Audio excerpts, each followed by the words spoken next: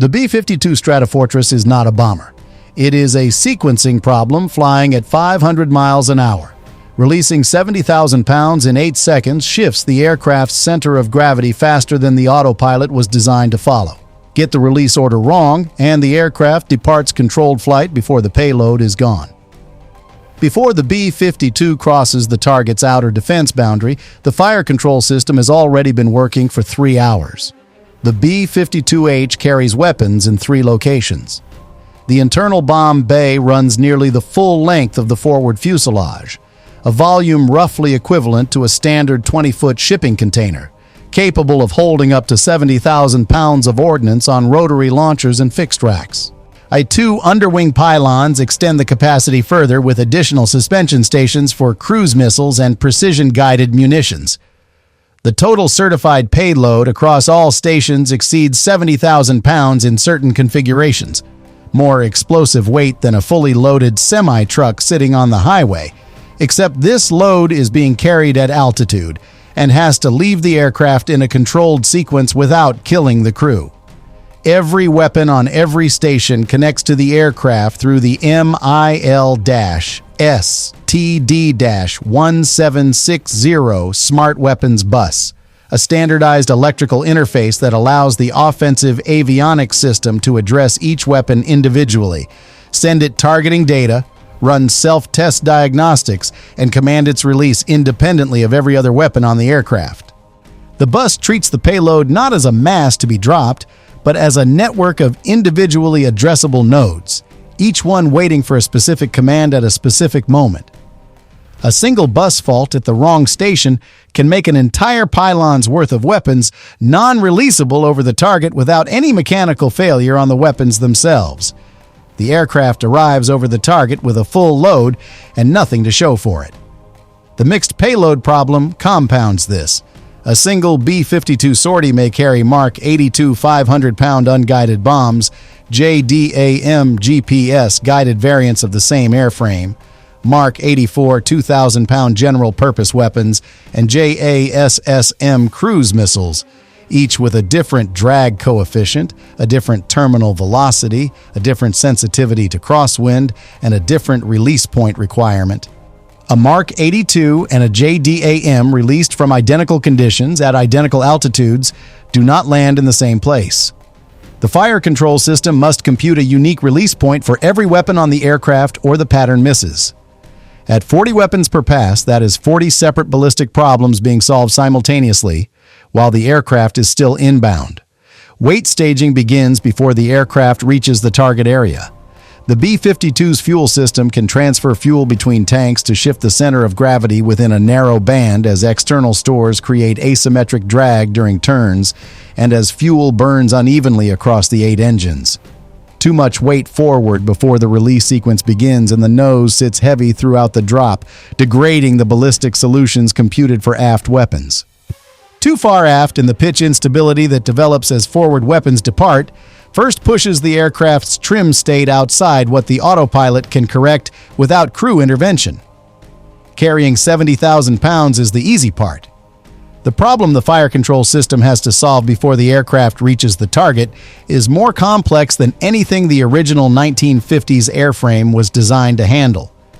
The AN/ASQ-176 offensive avionics system integrates GPS position, inertial navigation data, radar altimetry, and the ballistic parameters of every weapon on the aircraft into a continuously updated targeting solution.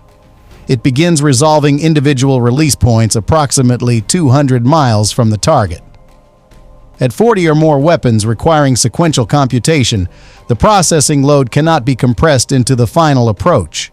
An aircraft that loses navigation data inside 200 miles may arrive at the release window with an incomplete solution set, weapons without confirmed release points that the crew must either drop on degraded data or retain, throwing the weight and sequence calculation for everything behind them. The radar navigator sits at the primary fire control station, watching the solutions populate on the display. Each weapon's status indicator steps from amber to green as the computation resolves. The intercom carries steady checklist calls. The countdown to the release window sits in the upper corner of the primary display, decrementing. Outside, the aircraft is still 200 miles from anything visible. The release window is 12 seconds. The fire control system has 43 weapons to sequence. It has been computing the order since the aircraft was 200 miles out. The AN/ASQ-176 requires 6 inputs to resolve each weapon's ballistic solution: release altitude, true airspeed at release, wind speed and direction at every altitude between release and impact, air density at release altitude, the weapon's certified drag coefficient table, and the target's GPS coordinates. Every one of these inputs is measured continuously and updated in real time during the approach.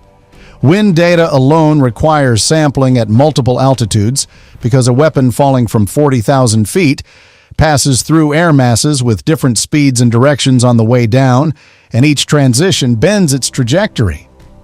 The solution is not a calculation performed once, it is a prediction that updates every few seconds until the release window opens, and at which point it locks and the aircraft has to be exactly where the solution says it needs to be.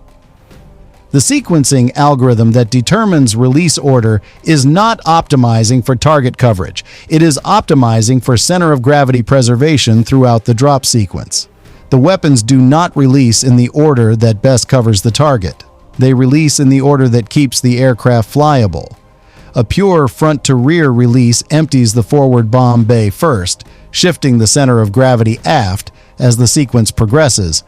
By the time the aft weapons release, the aircraft is tail-heavy, and the pitch correction authority of the elevators is partially consumed just holding attitude. A pure rear-to-front sequence creates the opposite problem. The algorithm interleaves front and rear releases, alternating weight departure points to keep the center of gravity migrating within a band the autopilot can follow without saturating its correction authority. The weapons release in an order that has nothing to do with where they're aimed. The sequencing algorithm is solving a completely different problem. The intervalometer setting, the time between successive ejector firings measured in milliseconds, determines whether the weapons land in a pattern or destroy each other in the slipstream. Adjacent weapons released too close together enter the airflow beneath the aircraft simultaneously. The turbulence generated by the first weapon's departure disturbs the trajectory of the second before it has stabilized on its ballistic arc. At sufficient separation, the effects are negligible.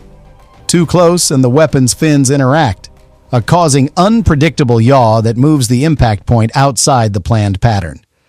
Too wide and the aircraft exits the target's lethal coverage zone before the full payload has released and the remaining weapons fall on empty ground. The bomb bay doors are about to open. Before a single weapon has left the aircraft, the aerodynamics of the pass have already changed. The doors on the B-52's internal bay are large enough that opening them at cruise altitude and airspeed creates a measurable pressure differential between the interior of the bay and the airstream passing beneath the aircraft. And the low-pressure region that forms inside the open bay can accelerate a weapon downward before the ejector fires if the door opening sequence is not timed correctly. An early separation that removes the weapon from the planned release point and invalidates its ballistic solution. The door sequence is designed to allow partial pressure equalization before the first ejector fires. The crew does not open the doors and immediately release. The doors open. The pressure stabilizes. Then the sequence begins. Each weapon sits on a suspension rack equipped with a pneumatic ejector. Not a gravity release, not a latch that simply opens. The ejector fires a calibrated pressure charge that pushes the weapon away from the aircraft at a controlled velocity sufficient to carry it through the boundary layer of disturbed air clinging to the fuselage before the airstream catches it. Too much ejector pressure and the weapon departs at excessive velocity, pitching nose up relative to its planned trajectory, missing the computed impact point by a margin that increases with range. Too little and the weapon fails to clear the boundary layer cleanly, drifting back toward the fuselage or striking the weapon on the adjacent rack before it is separated. The airframe shudders. Not violently. A deep structural resonance that moves through the longerons and into the crew stations as the first ejector fires. Then the second. The radar navigator calls each release. The autopilot corrects continuously, small pitch inputs arriving faster than the crew can feel them individually, the aircraft holding its attitude against a center of gravity that is no longer where it was 3 seconds ago. The aircraft is 70 years old. That is not a liability. It is the only reason the airframe has accumulated enough modifications to carry weapons that didn't exist when the engineers who designed it were still in school. As weapons depart the forward and aft stations in the interleaved sequence, the algorithm computed 200 miles back. The center of gravity traces a path through the aircraft's permissible envelope rather than migrating steadily toward either limit. The path is not smooth. Each ejector firing removes a discrete mass from a specific location, and in the center of gravity steps rather than slides, a series of small jumps, each one followed by an autopilot correction, the corrections arriving faster as the sequence accelerates. 20 weapons into the sequence, the aircraft is 20,000 pounds lighter than it was at window entry. The autopilot has made hundreds of pitch corrections. The crew has made none. That is the intended condition. A hung weapon changes it immediately. A single Mark 84 2,000-pound weapon failing to release on one station while the opposite station clears creates a lateral weight asymmetry that the autopilot's roll authority may not fully cover, particularly if the aircraft has already released several weapons from the same side and the asymmetry compounds an existing imbalance.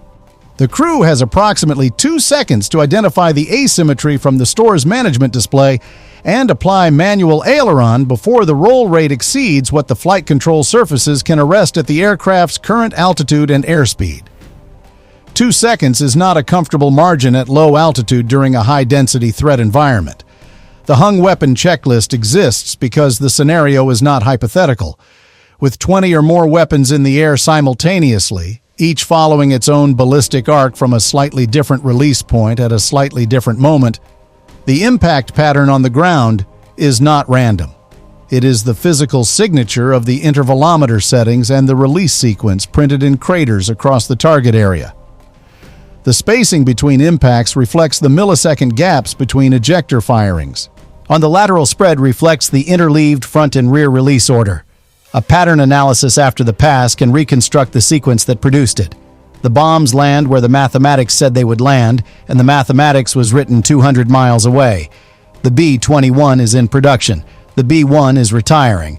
Neither one fills the role the B-52 holds in the current war plan, and no program currently funded is designed to. The Connect upgrade, combat network communications technology, added a capability to the B-52 that no Cold War bomber ever had. The ability to receive updated target coordinates in flight, reprogram GPS-guided weapons after takeoff, and retask the entire payload against a different set of targets while the aircraft is still en route. A B-52 that departed its base with a fixed targeting package can receive revised coordinates from a ground controller, update every smart weapon on the aircraft, and deliver a completely different strike than the one planned at mission brief. No other heavy bomber in the current inventory has this capability at this payload scale. The aircraft that was designed to carry gravity bombs against fixed Soviet targets now functions as a reconfigurable strike platform that can respond to a ground commander's request within the time it takes to transmit a data burst. The JASSM ER cruise missile extends this further. Released from standoff range, approximately 1,000 miles, roughly the driving distance from Chicago to Dallas. The missile flies itself to the target using terrain-following guidance and GPS. The B-52 never enters defended airspace. It becomes a launch platform rather than a penetrating bomber, and the 70,000-pound payload figure now describes weapons that fly their own terminal phase. The aircraft's age is irrelevant to this mission.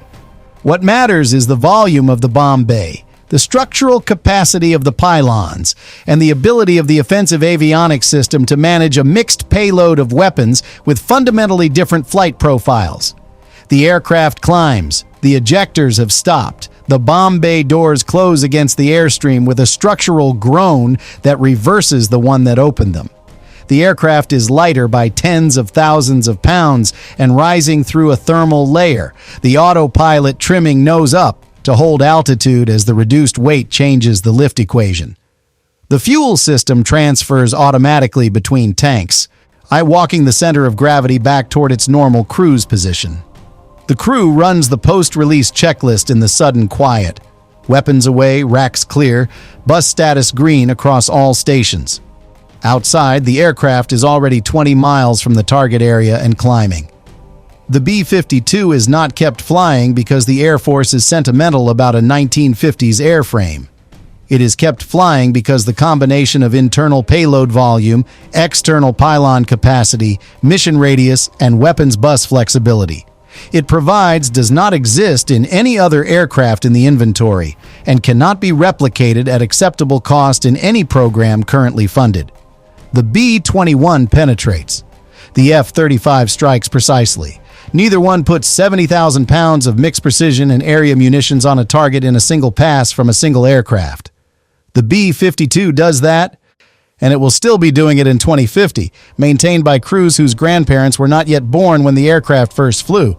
The sequencing problem keeps flying.